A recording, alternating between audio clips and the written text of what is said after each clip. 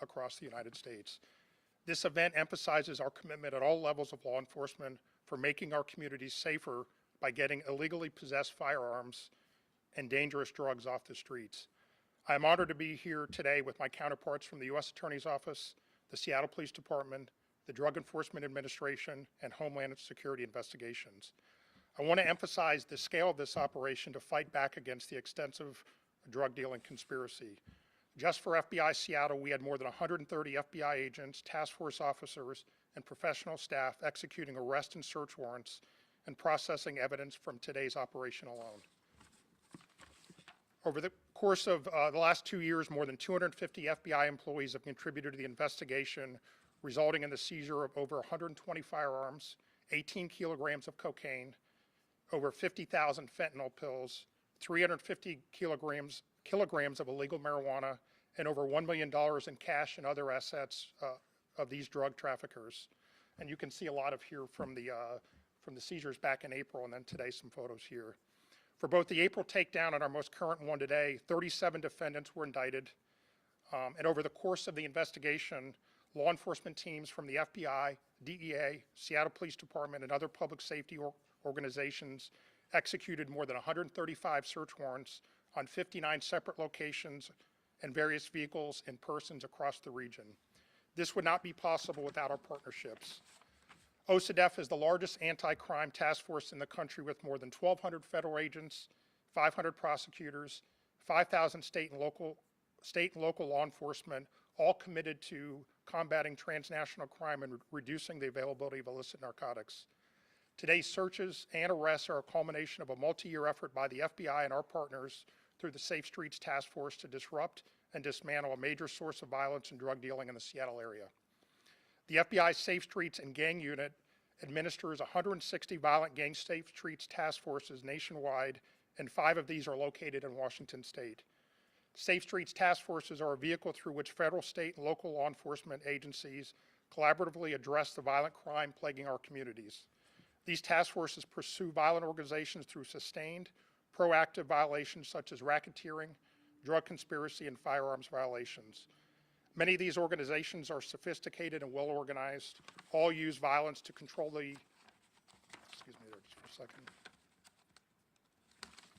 neighborhoods and boost their illegal money-making activities. Many subjects have made a career by preying on the very communities in which they reside. However, today's law enforcement action, coupled with the successful operations earlier this spring, will confirm our commitment to combat significant violent crime. And with that, I'd like to turn it over to Chief Diaz with the Seattle Police Department.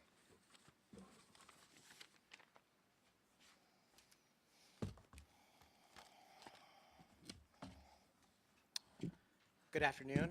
I'm Adrian Diaz, the Chief of the Seattle Police Department. I want to thank I thank you to the FBI and the U.S. Attorney's Office for bringing us together today so we can show you how we're addressing the growing wave of violent crime throughout the country and the Pacific Northwest. For more than a year, the SPD and other federal partners have been investigating a coordinated criminal enterprise that resulted in dozens of arrests and nearly 130 dangerous weapons seized during multiple phases and many months of operation. So far, 48 of those weapons, including handguns, shotguns, and rifles, were recovered just within the past few hours. As 19 search warrants were served all over the Puget Sound starting at 3 o'clock this morning. During that work today, as SPD officers and our federal partners served a warrant in Puyallup, one of the suspects was shot. Before entering the home, officers announced on public address that they were there on a warrant. They knocked, announced again, waited, and then entered. This is preliminary information and may change. The suspect came down the stairs, and an SPD officer opened fire, hitting the suspect in the pelvis. 2 guns were recovered near the suspect. Multiple law enforcement personnel then provided first aid, applying a tourniquet and treating his wounds before the subject was taken to the hospital. This was all captured on officers' body-worn video, and as per SPD policy, the video will be released to the public within 72 hours. Also per policy, OIG, or Officer Inspector General, and the OPA, Office of Police Accountability, responded to the scene. The SPD's Force Investigations team will also examine what happened, and the FBI will be conducting an overall investigation of all of the operations that occurred today. This is a long-standing investigation, clearly highlighting the danger of this job. Since the first of the year, the SPD has recovered over 1,000 shell casings. And year to date, more than 220 shots have been fired in Seattle. This increase in gun violence concerns me very much. And today we were able to take 10 people into custody who have preyed on our communities. Not just today, but every day, the SPD is committed to arresting criminals suspected of gun and drug violence throughout the city of Seattle. The SPD is certain these joint efforts save lives today. We're gratified for nearly over 100 weapons are off the streets and that many months of hard work by our officers and our partners has paid off. Thank you. Questions? Chief, the officer who fired his weapon, was he a task force officer or was he brought in? It was my understanding that he may have just been brought in to add manpower to the task force search teams that were going in the house. Is that correct? So the officer that was actually involved was part of the planning process of many of these operations, and then he was part of our community response group that is trained in to be able to serve search warrants as well. Chief, in the last few years, we've seen several deaths in our area from high school students who thought they were taking a Percocet or OxyContin and it replaced with fentanyl. What is your message for those families today? They wanted justice for their kids, and Yeah. what happened? Yeah, and actually a couple of months ago we had done a press conference just regarding just fentanyl. And we had a family up speaking about the impacts because they lost a loved one to the fentanyl overdose. And this is just our commitment in trying to make sure that we're doing everything we can to take these dangerous pills off the streets, because we know that, you know, we've recovered hundreds of thousands of pills over the last several, you know, just in a year time frame. And we know that that helps save lives, because we've also seen in King County alone just the massive increase in fentanyl deaths in this area. And so if we're able to take those pills off the streets, it gives an opportunity for not to have those overdoses that are impacting our loved ones. Chief, you touched on the rise in gun violence. Is that consistent with the rise of drug trafficking as well, or is gun violence rising disproportionately to the number of drugs that are out there and being trafficked? You know, it's hard to say, because, you know, I think last year we all were trying to figure out why we saw in every major city why we saw gun violence and homicides, you know, increase. And this is a continuance of last year's increase. But what we're also seeing over the last several years, we've seen background checks for guns and people purchasing guns at a higher rate. We don't know if that has an impact to what we're seeing on the streets. What we do know is in 2019, we have done a little bit of research to say that almost a third of all the guns that we recovered were stolen. And so that is a big concern for us, is just how many guns are out there, what, you know, are they being used, you know, properly, are they being stored properly, you know, and so we want to make sure that we want to recover as many guns off the streets, because that reduces the impact and violence that it does occur on the streets that we see. And just to add to that, I mean, Please. over 120 firearms, you know, seized just off this, I can tell you, and the search is still kind of ongoing today, but there's indication we've got at least one silencer involved in that. So, you know, I think it's hand in hand with the gun violence, but again, over the course of 2 days of search warrants, 120 firearms and counting. So there is definitely a correlation between the drug trafficking.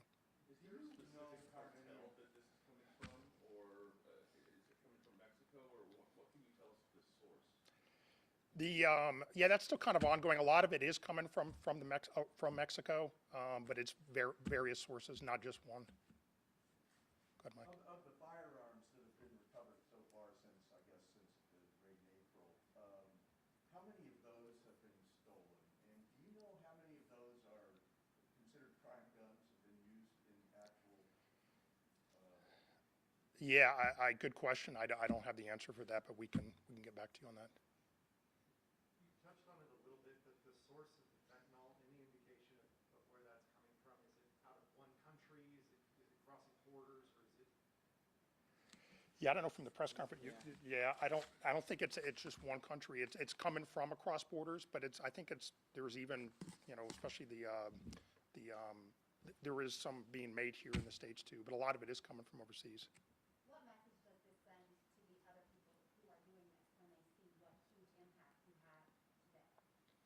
hopefully a good message. I mean, we talked about too with partnerships, with federal partners, state and local, but, I would also stress to the community too that, we need their help on this. So, this is, the second day of an operation, but, I had mentioned too that a lot of these drug traffickers are, they're doing this within the communities they live.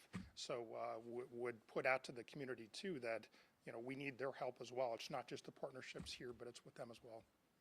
So, Specific locations where you Go guys ahead. get hit today? 19. Initially, a lot of times, like we found back in April, that could increase. So we go into one location. If there's, working with the U.S. Attorney's Office, that, there's another location, we can write a search warrant. So it started with 19. By the end of the day, that could increase. Go ahead, Chief, did you want to? Yeah, I think going back to this question here, we have to send a strong message that we're not going to tolerate gun violence. Recovering all these guns and drugs, I think that does send a strong message that we're just not going to tolerate in the city. And in this region, I mean, we have been impacted with over 50 homicides last year. And that right there, we have, it has affected our black and brown communities at higher rates. And so we really have to make sure that we take guns off the streets, that we are actually people that are preying on our community, that we take them off the streets as well. We need to create investments in the community to support our young people, but we also have to be able to say this is not going to be tolerated. This type of violence will not be tolerated. And just real quick on the message you're talking about, I know some people, when it comes to drugs, they kind of have one view on drugs, but this is proof that, over 130 firearms, that, it's not just the drugs, that, again, so the message there is that for people that might think that drugs are kind of an innocent crime, it's just proof that it's not, so. Can you speak to the impact that this kind of taking this off the street has on the kind of overall traffic that we have here in the area? I don't know about traffic. I think, taking all these guns off the streets, I'm hoping that it creates an impact in reducing some of the shootings that we've had and shots fired that we had. I was just, out on, the scene of Alki just on Monday. We did make an arrest in that case. But, and we did recover several guns in that case. And so, what we're seeing is just more and more guns being fired. And it's not just like, some of it is, related to groups, fighting over each other. There is some of it related to that we've seen in encampments and RVs. But we've also seen some really random stuff with people just having an argument and then pulling out a gun. And, I wish I knew why we could have that, how we could address that senseless type of violence. But by actually taking the one common denominator, the gun off the street, maybe, people can have an argument and it actually doesn't turn violent. So I hope this creates that, a significant impact. I mean, 48 guns just today alone, just in a couple hours. I hope to see some of those shootings really start to go down and make that impact in the community. Chief, how many of those 48 guns are crime guns, or guns that are stolen or have been used in crimes? Or, I mean, people have guns. And go into a house, you might find a gun in these cases. I know you're linking the guns and the drugs, but yeah. And that's all stuff that we do on the back end. So we actually test every firearm to see if it's been used in an actual criminal case. So it hasn't been used in a shooting. So we go what they call the NIBIN and IBIS testing process. We do that with every gun. And so some of that we'll be able to determine. But some of these guns are also used to threaten. They might not actually be fired, but they're also used to threaten people. And those are where you find robberies, harassment, and other types of crimes that might not necessarily be able to be tracked to a specific shooting incident. And so, I think what we do know is this has been a very coordinated criminal enterprise. And we know that all of the drugs and guns are all the guns, or I should say drugs, that we've recovered. People who are, when they do that kind of operation, they're not focused on carrying those guns as law-abiding citizens. They're focused on crime. And so I know that having these guns off the streets is making sure the guns are out of the criminals' hands. do you know if the individual who your officer shot today, you say that there were guns found in his, I think you said, in his vicinity. Were any shots, did he fire any shots at your officer? That'll still be part of the investigation, so we're still determining that. How do you get more of these guns off the streets? You know, I think this is that partnership with our federal partners. I think it's U.S. Attorney, and we have DEA, we've got, you know, HSI, we've got a variety of different, you know, federal partners that have assisted us and are that have come together and being able to make a dent in some of this. But this is an ongoing battle for trying to address overall violent crime. And so this doesn't stop just here. It continues on, and I think that's where these strong partnerships are so valuable. Can you talk to the range of severity of the charges that these suspects may be facing? Yes, so the indictments, which I think copies are available to you folks, they're going to range in severity. Some of the drug charges will carry mandatory minimums between 5 to 10 years with maximums above that and guideline ranges above that, depending on where firearms are found. And again, to address an earlier question, you know, it's too early for us to say of the guns that were seized today, which these are crime guns, which were stolen. That's something that has to be determined because we're just taking these guns into evidence now. But when guns are connected with drug charges, there are additional charges that can be filed that also carry mandatory minimum sentences that are stacked on top of or must be served consecutive to any underlying drug charges. And so that is the message we are trying to send. If you're engaged in this behavior, we are going to do our best to find you. We're going to do our best to prove the case against you, and we're going to do our best to hold you accountable. And at least in the federal system, those penalties can be quite significant. So the message people should be taking from this is if you're thinking of engaging in this conduct, know that when you do so, we are going to look to hold you accountable, and those penalties can be very significant. Have any of the recent changes to our laws here in the state regarding drugs made it more difficult for your own investigation? You know, I don't think I can answer that. I mean, you know, to a certain extent, a lot of those changes are quite recent. And second, they don't directly impact federal investigations or federal prosecution. So I think my... For the little guy to get to the big guys and, Sure, but I haven't seen that yet. Let's put it that way. Vince, the warrant that was served in Puyallup today, was that an arrest warrant or a search warrant, or was it kind of both? Are you referring to where the shooting incident Where was? the individual was It was a search warrant, It was a search warrant. correct. So, okay, thank you. Chief, how many officers did you have out at the scenes, and how many scenes was SPD actually at? Actually, Chief Nolet was part of our investigations. You know how many officers that we've had out today? I think we had between 50 and 60 officers at some point engaged in different parts of the operation. We had several teams at different locations, and they were doing kind of waves of things. Obviously, we had planned that the teams would go in. We had teams that were doing the entry, and then we had teams that were doing the follow-up searches. So that's very personnel intensive, but it's the safest way to do it and the cleanest way to do it. Yeah. But it was a significant investment of Yeah. time and personnel for all of the agencies that are represented here today, and that's how important we think this work is. Yeah. Chief, do you think that SPD we're the going to see only a local result law of? enforcement agency involved? We The were rest of the the, feds, or was it? we were the only local law enforcement agency involved, although we had notified all the other agencies if we were serving any warrants in their jurisdiction. And we did get very much appreciated assistance from Puyallup when we had our officer involved shooting Yeah. there. Do you think you're going to see a significant a decrease in violence on our streets because of these arrests? I hope, and I actually hope that we see, you know, a significant decrease in the amount of drugs that are being passed throughout our city and seeing a decrease in overdoses.